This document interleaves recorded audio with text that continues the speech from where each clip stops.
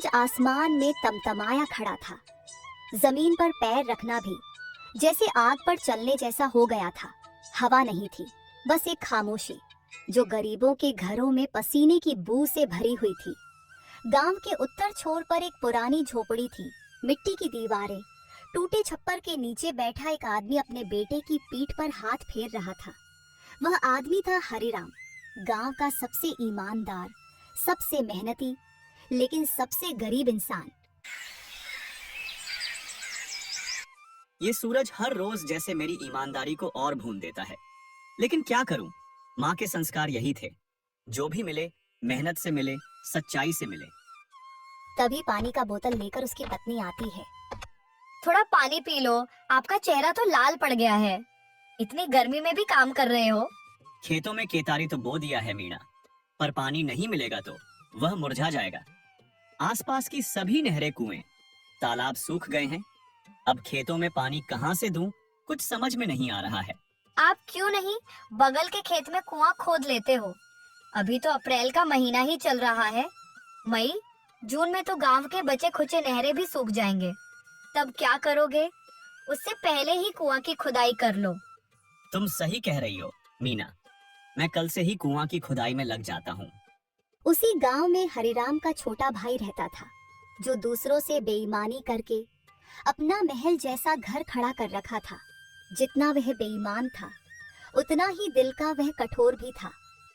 देख रमेश, गांव में सबसे बड़ा दूध का ठेका मैंने ले लिया, और वो भी मिलावट वाले पाउडर से दूध बनाकर। कोई पकड़ नहीं सकता मुझे। पैसे कमाने का असली तरीका यही है, दिमाग और चालाकी।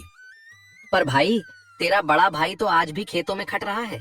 क्या कभी उसे अपनी तरह नहीं बनाया तूने? वो बड़े भैया हैं, राम जैसा सीधा। कहता है हराम का पैसा घर नहीं टिकता, पर देख मेरा घर तो महल बन गया। आपने कभी अपने भाई से मदद क्यों नहीं मांगी? इतना पैसा है उसके पास। मदद वो नहीं होती जो रिश्तों की लाज उतार दे। और वैसे भी मैं अपने बच्चों को सिखाना चाहता हूँ कि पसीने की कमाई में जो मिठास है, वो झूठ के पैसे में नहीं। बाहर तापमान अब भी कम नहीं हुआ, लेकिन हरिराम के माथे का पसीना जैसे उसकी सच्चाई का गहना बन चुका है। वह अपनी खेतों की तरफ अपनी फसल को देखने जा रहा था। तभी उसका छोटा भाई विक्रम उसे रास्ता में मिलता है। भैया, अब तो मान जा, ये जमाना ईमानदारी का नहीं रहा। मेरे पास गाड़ी है, बंगला है, पैसे की बारिश है, और तू फटे कपड़े, सूखी थाली, तपती दोपहरी। तेरे पास सब कुछ है विक्रम, बस एक चीज नहीं है, चैन। तू अपने बच्चों को क्या सिखा रहा है कि झूठ बोलो, मिलावट करो और अमीर बनो? देख लेना, पैसा मिट्टी जैसा है, जब तक ऊपर है तब तक सिर ऊंचा, जब गिरा तो कीचड़ बना देगा। अगली सुबह हरिराम अकेला खेत के बीचों बीच एक फावड़ा लेकर कुएं की खुदाई में जुट जाता है। हर चोट के साथ मिट्टी उड़ती है और उसके माथे पर पसीने की धार तेज होती जा रही है। वह मन ही मन बोलता है, अगर इस साल भी बारिश कम हुई तो फसल बर्बाद हो जाएगी। कुआं खुदाऊंगा, चाहे जान चली जाए, पर बच्चे भूखे नहीं सोएंगे। दोपहर का समय, पास ही से एक चरवाहा गुजरता है, जो हरिराम की हालत देखता है। हरिराम भैया, ये क्या कर रहे हो? सूरज सिर पर है और आप अकेले खुदाई कर रहे हो। कम से कम कुछ खा पी लो। समय नहीं है भाई, हर मिनट कीमती है। अगर ये कुआं अगले महीने तक न बना तो खेत मर जाएगा, और साथ में हम भी। चरवाहा सिर हिलाकर चला जाता है। कुछ देर बाद हरिराम की चाल लड़खड़ाने लगती है। कुछ घंटे बाद हरिराम धूप में बेहोश हो चुका है। उसका शरीर तप रहा है, होंठ सूख गए हैं, फावड़ा पास पड़ा है। मीना खेत के पास आती है, हाथ में पानी का बोतल लेकर। हरिराम जी, ओ हरिराम जी, हरिराम जी, आँख खोलिए, देखिए मैं आई हूँ। आपने वादा किया था सोनू को पढ़ाना है ना, उठिए ना। हरिराम की सांसें बहुत धीमी हो गई है। वह एक बार आँख खोलता है। मीना, कुआं बनाना है, सोनू भूखा ना रहे। कुछ नहीं चाहिए हमें, बस आप चाहिए। घर चलिए, मैं सब संभाल लूंगी। हरिराम की आंखें बंद हो जाती हैं। उसकी सांसें थम जाती हैं। मीना की चीख आसमान में गूंज जाती है। हरिराम की चिता की राख अभी ठंडी भी नहीं हुई थी और मीना की आंखों से आंसू थमने का नाम ही नहीं ले रहे थे। वो एक कोने में बैठी थी। गहरा सन्नाटा उसके चारों ओर पसरा था। उस घर में अब वो आवाजें नहीं गूंजती थी जो हरिराम के होने का एहसास कराती थी। बेटे की छोटी छोटी बातें अब मीना के दिल को छलनी कर देती थी। मैं हार नहीं मानूंगी हरिराम जी। आपकी मौत उस कुएं की खुदाई करने की वजह से हुई है। मैं इसे पूरा करके रहूंगी। अगली सुबह मीना ने कुदाल उठाया और कुएं की तरफ चल दी और फिर अधूरा कुआं को खोदना चालू कर दी। कई दिनों के बाद उनकी मेहनत रंग लाई और आखिरकार उसे कुएं से पानी आ गई। ये देखकर गांव वाले दंग रह गए। अब हरिराम का भाई विक्रम उस कुआं को देखकर लालच भर आई। गीता, पानी की समस्या अब होते जा रही है। सारे तालाब कुएं सूख चुके हैं। गांव वाले पानी के लिए तरसने लगे हैं। अगर मैं पानी का व्यापार करने लगूं तो मेरी अच्छी कमाई होने लगेगी। पर आप पानी की व्यापार कैसे करोगे जी? पानी तो कहीं पर भी नहीं है। दूर दूर तक कुएं तालाब सूख पड़े हैं। अरे मूर्ख गीता, तुम्हें क्या पता नहीं है? मीना भाभी ने कुएं की खुदाई कर दी है और उसमें पानी भी निकल आई है। अब देखो मैं व्यापार पानी का कैसे करता हूँ। फिर विक्रम मीना का घर पहुंचता है और मीना से कहता है, भाभी मुझे आपसे एक बात करनी थी। मुझे यह बात करते हुए खुद ही खराब लग रहा है। वे कुआं वाली जो खेत है वह खेत बाबूजी ने मेरे नाम पर करके गए थे। शायद भैया ने आपको नहीं बताया होगा। विक्रम जी, अगर वह जमीन आपकी थी तो बंटवारे में आपने वह जमीन क्यों नहीं लिया? और भैया ने तो इस जमीन के बारे में मुझे कुछ बताया भी नहीं। मुझे भरोसा नहीं है कि वह जमीन आपका है। देखिए मीना भाभी, भैया की गरीबी की स्थिति को देखकर मैंने वह जमीन भैया को रखने को दिया था, पर अब वह जमीन मुझे लेना पड़ेगा। अगर आपको भरोसा नहीं है तो मैं कागज अपने साथ लेकर आया हूँ, देख लीजिए। मैं तो इतना पढ़ी लिखी नहीं हूँ, पर मैं यह कागज आज रख लेती हूँ और कल सुबह ही मैं मुखिया जी के पास जाऊंगी और इस कागज को दिखाऊंगी। ठीक है मीना भाभी, जैसी आपकी इच्छा। ऐसा कहकर विक्रम वहां से चला जाता है और अगली सुबह होते ही मीना कागज को लेकर मुखिया जी के पास जाती है। पर वह इस बात से बिल्कुल अनजान थी कि मुखिया जी भी विक्रम से पैसा लिए हुए थे। मुखिया जी, यह कागज देखकर बताइए कि इस कागज पर क्या लिखा है। मीना, इस कागज पर यह लिखा है कि जिस खेत में तुमने कुएं की खुदाई की है वह खेत विक्रम का है। फिर मीना बड़ी उदास मन से वह कागज लेकर घर आ जाती है और आंखों में आंसू भरे अपनी मेहनत वाले कुएं विक्रम के हवाले कर देती है। और उधर विक्रम खुशी खुशी वह पेपर लेकर घर आ जाता है। अब देखो गीता, मैं पानी का व्यापार कैसे करता हूँ। गांव वाले बूंद बूंद पानी के लिए तरस रहे हैं। मेरे जैसे को कहते हैं दिमाग वाला। दिमाग वाला नहीं कहते हैं, इसे कहते हैं बेईमान वाला। ज्यादा अपने आप को होशियार मत समझो। आज जो तुमने यह चमचमाती साड़ी पहन रखी हो ना और होठों में लाली लगा रखी हो, वह सब इसी पैसे की वजह से है। फिर विक्रम अपने नौकरों से कहकर गांव में यह बात फैला देता है कि सुनो गांव वालों, आप लोग की पानी की समस्या विक्रम भैया ने खत्म कर दी है। अब पानी जिनको भी चाहिए वह विक्रम भैया के कुएं से ले जा सकते हैं। पैसे दे जाओ और पानी ले जाओ। कौन बेच रहा है पानी? विक्रम कहता है कुआं उसका है और अब जो चाहे पैसे देकर पानी ले। अरे ये तो वही कुआं है ना जो मीना ने खोदी थी। हाँ भाई, उसी का है। उस बेचारी ने तो महीने भर तक अकेले खटखट करके गड्ढा खोदा था। जब उसका पति मरा था तब मीना ने हिम्मत नहीं हारी। खुद मिट्टी ढोई, खुद पत्थर हटाए और तब जाकर पानी निकला। अब ये विक्रम कैसे मालिक बन गया? जब ये बात मीना के कानों तक पहुंची तो मीना को यह सोचकर तकलीफ हो रही थी कि उसने जिस कुएं को खून पसीने से सींचा था, अब कोई और उसे दौलत कमाने का जरिया बना रहा। पानी ले जाओ भाई, 10 रुपए में 30 लीटर पानी ले जाओ। पैसे दो, पानी लो, वरना प्यासे रहो। गांव वालों के पास कोई चारा नहीं था। खेत सूख रहे थे, मवेशी प्यासी निगाहों से देख रहे थे और लोगों की मजबूरी विक्रम की जेब भर रही थी। इसी बीच एक दिन गांव में एक बूढ़े थके हुए साधु बाबा आए।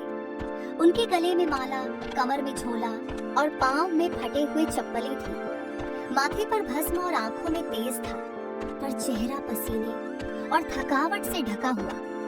बाबा सीधे विक्रम के कुएं के पास पहुंचे।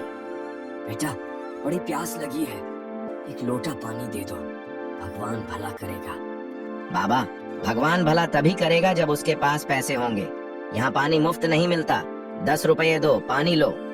मेरे पास कुछ नहीं है बेटा, बस एक लोटा पानी चाहिए। तो जा बाबा, बिना पैसे के पानी नहीं मिलेगा। यहाँ दया धर्म नहीं चलता।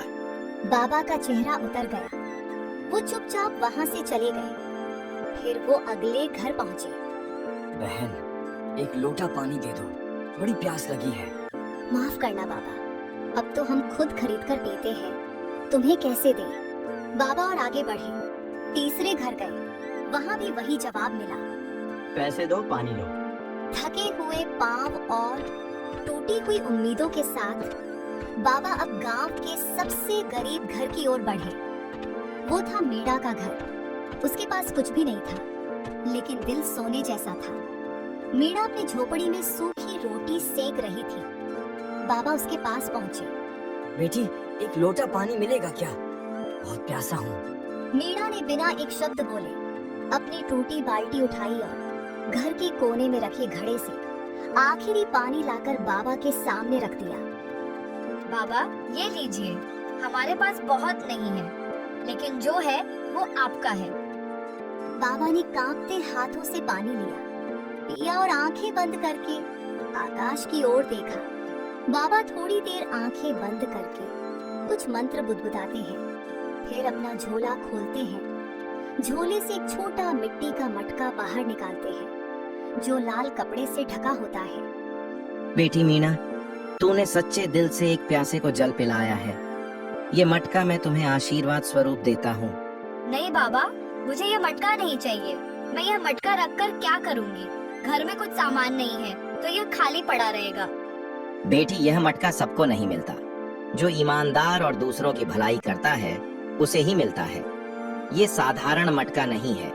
ये मटका मेरी साधना का फल है। इससे जो भी मांगोगी सच्चे दिल से, वो मिलेगा।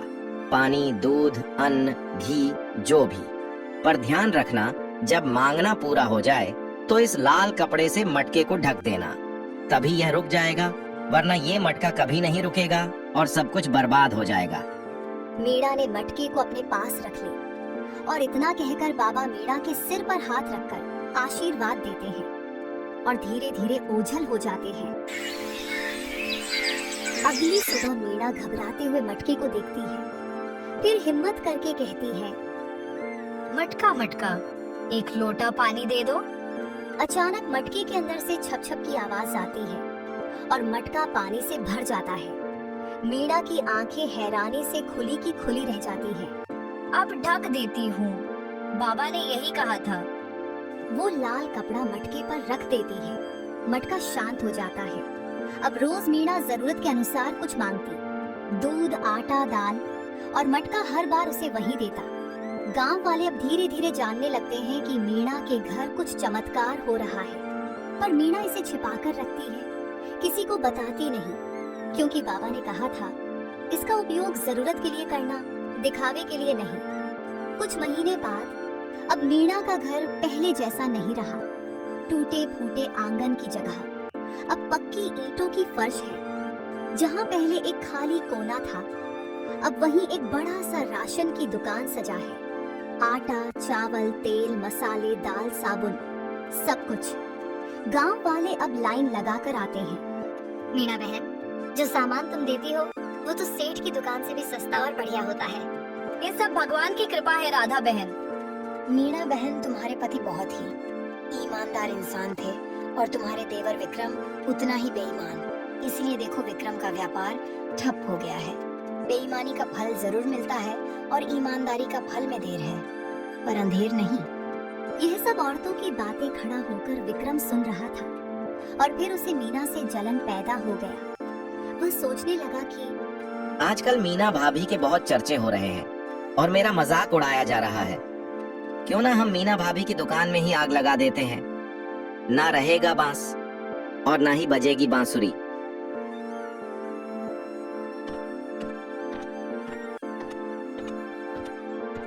उसी रात विक्रम ने मीणा की दुकान में आग लगा देता है और घर में चुपचाप जाकर सो जाता है। सुबह होते ही गांव में पूरा हाहाकार मच जाता है कि मीणा की दुकान में आग लग गई है और सब कुछ जलकर भस्म हो गया है। जब मीणा को इस बात की खबर मिली तो मीणा बहुत ही उदास हो गई। तभी उस मटके के पास बैठकर गई और आंखों से आंसू बहने लगे। मीणा की आंखों में आंसू देख मटके को बर्दाश्त नहीं हुआ। तभी उस मटके से आवाज आता है, क्यों रो रही हो? मैं हूं ना, हिम्मत मत हारो। जो तुम्हें चाहिए वह फिर से मुझसे मांग सकती हो और आगे अपना रास्ता बना सकती हो। जो जैसा करता है उसको उसका फल जरूर मिलता है। यह सुनते ही मीना को एक उम्मीद की किरण नजर आई और फिर से वह अपने राशन की व्यापार को चालू की। मीना की तुरंत दुकान खोलने के बाद विक्रम को अंदर से झकझोर कर रख दिया। उसने मन ही मन सोचने लगा, आखिर में यह मीना भाभी ऐसा क्या करती है कि यह तुरंत ही अपना राशन का व्यापार चालू कर ली। अब तो और भी गांव वाले मुझे ताना देंगे।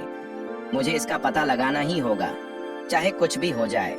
विक्रम गुस्से में मीना की जासूसी करने का फैसला करता है। रात के समय विक्रम अपने गमछे से मुंह हटककर मीना के घर की खिड़की से झांकता है। अंदर मीना घड़े के सामने बैठी है। मटका मटका 2 बोरी चावल दे दो। मटके से बोरी भर चावल निकलता है। विक्रम की आंखें फटी की फटी रह जाती हैं। मैं भी कितना मूर्ख था, मुझे जड़ तक पहुंचना था और मैं सिर्फ ऊपर ही देखकर दुकान को जला डाला। जड़ तो यह मटका है, तो राज इस मटके में है। जो मांगो वो देता है। अब यह मटका हमारा होगा। विक्रम खिड़की से आता है और मीना के आंगन में चुपके से मटका चुरा लेता है। अब देखो असली बादशाह कौन बनता है। विक्रम मटका लेकर घर पहुंचता है और अपनी पत्नी बेटे को जगाता है। जल्दी उठो, अब हमें इस गांव से जाना है। हमारे पास बिना मेहनत किए अब सब कुछ होगा। ये देखो मटका। अरे यह मटका लेकर क्या करोगे? अचार लगाओगे क्या? अरे पगली, पहले चलो हमारे साथ, फिर मैं तुम्हें बताऊंगा। अरे इतनी रात में कहाँ लेकर जा रहे हो? पहले मुझे बता भी तो दो कि बात क्या है। तुम बोलती ही बहुत ज्यादा हो, थोड़ी देर सब्र करो, मैं सब कुछ तुम्हें बता दूंगा। कुछ दूर चलते ही वह लोग तालाब के पास पहुंच जाते हैं। विक्रम पत्नी और बेटा नाव में बैठते हैं। मटका उनके पास रखा है। नाव धीरे धीरे बह रही है और दूसरी तरफ एक नया गांव दिखाई दे रहा है। विक्रम बैठे बैठे सारी बात अपनी पत्नी को बता देता है। क्या जी, इस मटके से सच में सब कुछ मिलेगा? हाँ देखो, अभी मटका 5 बोरी चावल दे दो। मटका से चावल निकलने लगता है। पापा आइसक्रीम मांग कर देखो ना मटका से। आइसक्रीम निकलने लगता है। अब चावल और आइसक्रीम से नाव भरने लगता है। तभी पत्नी बोलती है, अरे अब तो नाव भारी हो रही है। नाव डगमगाने लगती है। पत्नी डरने लगती है। विक्रम बंद करो इसे, बहुत हो गया। पानी अंदर आ रहा है और आइसक्रीम भी पिघल रहा है। रुक जा मटका, बस कर, बंद हो जा। मटका नहीं रुकता क्योंकि उसे लाल कपड़े से ढका नहीं गया। अब चावल, आइसक्रीम सब कुछ गिरते जा रहे हैं और नाव डूबने लगी है। विक्रम और उसका परिवार पानी में डूबते दिखने लगे। विक्रम के लालच की वजह से उसे और उसके परिवार को अपनी जान गंवानी पड़ी। मीणा मेहनती और ईमानदार थी। भले ही मटका अब उसके पास नहीं थी, लेकिन आज तक मटका ने जो भी दिया था, मीणा ने अपने मेहनत से उसे दुगना कर दिया था और खुशी से जीने लगी। इस कहानी से हमें यह शिक्षा मिलती है कि लालच बुरी बला है।